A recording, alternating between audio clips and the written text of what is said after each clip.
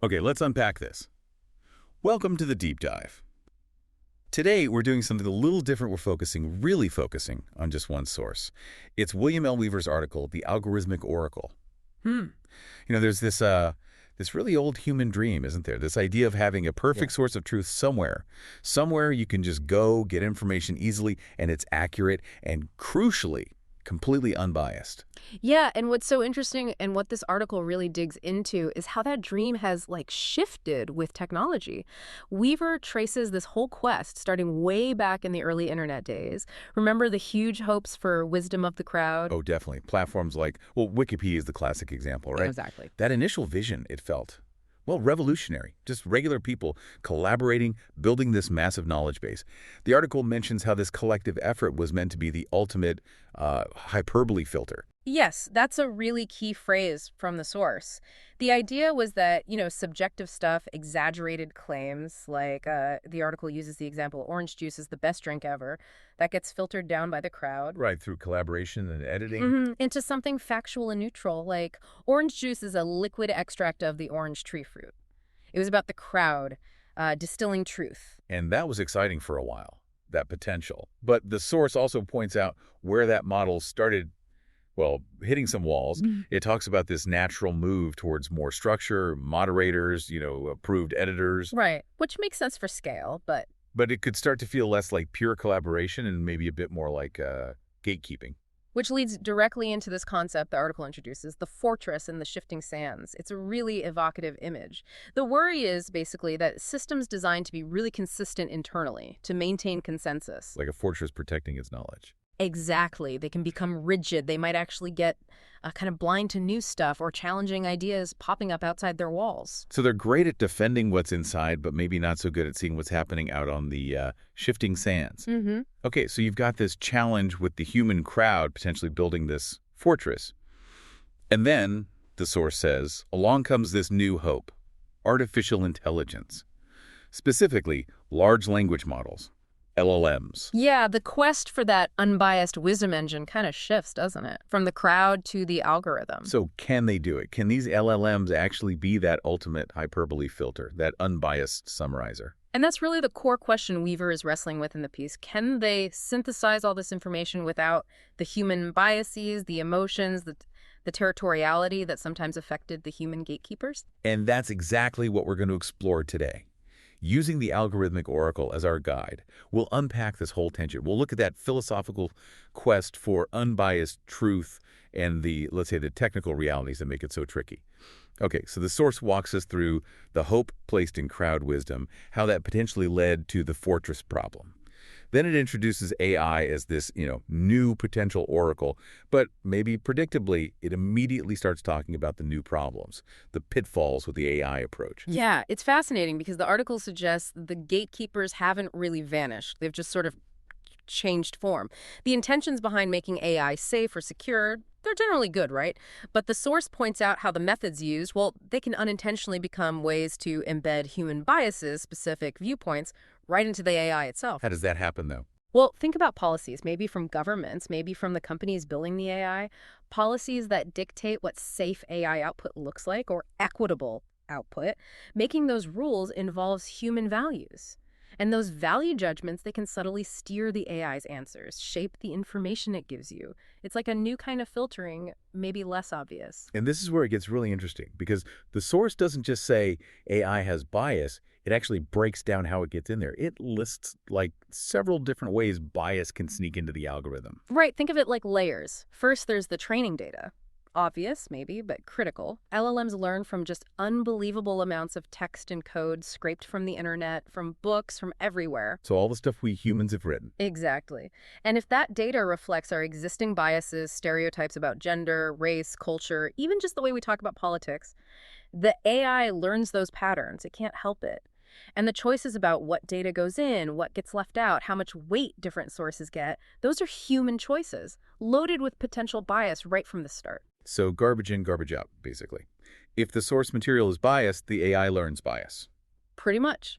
Then there's the next layer, human raters and reinforcement learning, often called RLHF reinforcement learning from human feedback. After the AI does its initial learning from the data, humans often come in to fine-tune it. Oh. They rate the AI's responses. This answer is good, this one is bad, prefer this one over that one. But the instructions those human raters get and their own biases, conscious or not, directly teach the AI what kind of answers are considered correct or preferred. Huh. So you're essentially training the AI to align with the views of whoever wrote the instructions and hire the raters. That's the risk, yes. Then there's the algorithmic design itself. The way the AI's goals, its reward systems are set up. What is the AI being rewarded for? Like sounding confident, Yeah. just being neutral. Exactly, or being safe, but based on whose definition of safe. A definition that might accidentally sideline perfectly valid but maybe dissenting ideas. These design choices subtly shape the AI's output in ways that embed certain priorities, certain biases. Okay. Data, human feedback, the algorithm's goals. What else? Finally, the source talks about safety filters and content moderation. These are layers added on top, meant to stop the AI from generating genuinely harmful stuff. Hate speech, illegal content, etc. Which seems necessary. Oh, absolutely essential. But the source raises a concern. If these filters are too broad, or if they're designed based on a very narrow idea of what's acceptable, they can end up suppressing legitimate discussion, unconventional ideas, or critical viewpoints that aren't actually harmful, just uncomfortable maybe. So it creates a kind of algorithmic echo chamber. That's the argument. It reinforces a safe but possibly very limited consensus, effectively building that digital fortress we talked about, but inside the AI itself. Wow. So it's not necessarily someone trying to be biased. It's just baked in through all these human decisions along the way, the data, the training, the rules. You end up with an AI that might seem neutral on the surface, avoiding obvious political sides maybe. But it's still subtly filtering reality based on all these embedded choices. Precisely. It's a much more complex picture than just, is the AI biased, yes or no? But the article doesn't just leave us there, pointing out the problems. It does explore some potential ways forward. Principles for trying to make AI less biased, trying to guard the guardians, so to speak. Yes, it does. It hypothetically looks at different approaches, different guidelines we might consider. One big one is pushing for data transparency and diversity. Basically, AI developers need to be much more open about what data sets they're using. So we know what the AI ate growing up. Kind of, yeah. And actively work to make sure those data sets are varied, that they represent lots of different perspectives, different experiences, not just one slice of the internet. Makes sense. What else? And another key idea is focusing on algorithmic fairness and audits. The source suggests we need much more research into tools that can actually detect and measure bias inside the algorithms. And maybe even have regular independent audits of major AI models. A bit like financial audits, but checking for bias. Interesting, like accountability for the code itself. And then there's a really critical principle suggested, aiming for viewpoint neutrality in core functionality. The idea here is, look, for basic tasks summarizing information, giving facts, the AI should really try to be strictly neutral.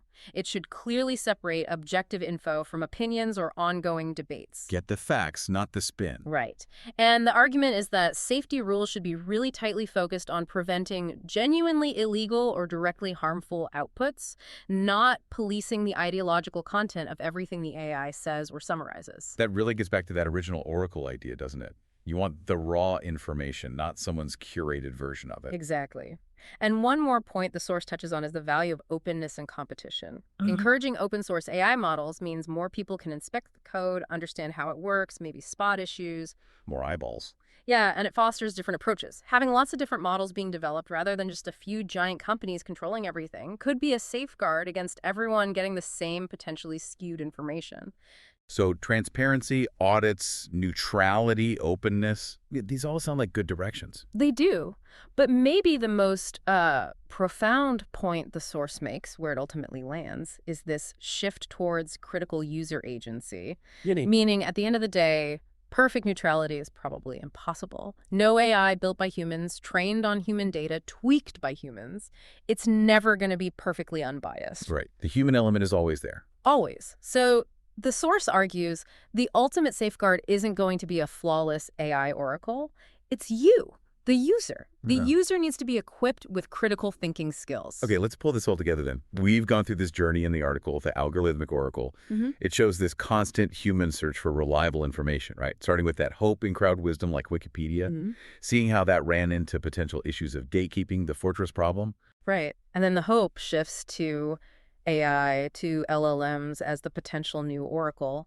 But as the source shows us in detail, LLMs face their own, maybe more hidden challenges. All that embedded bias from data, training, alignment, the algorithmic filtering. So they're not magic.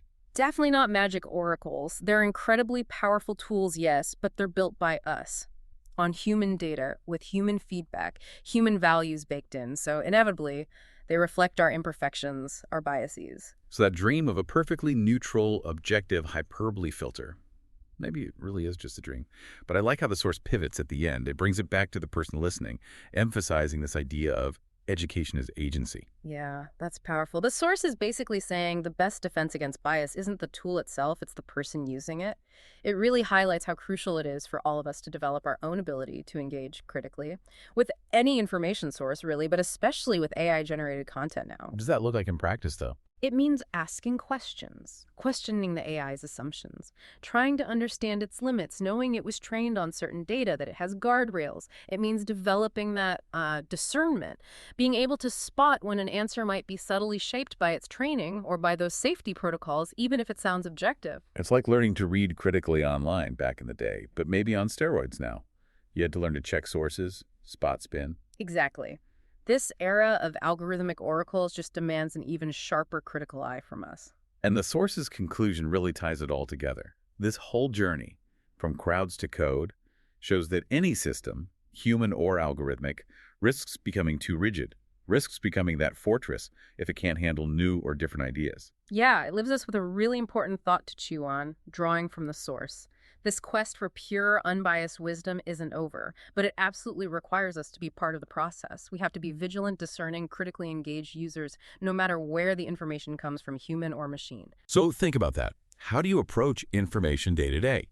From news sites, social media, or now, when you're interacting with an AI? The source reminds us that the most powerful filter, the most reliable check on bias, isn't necessarily in the system. It's in your own educated, critical mind. Keep that mind sharp.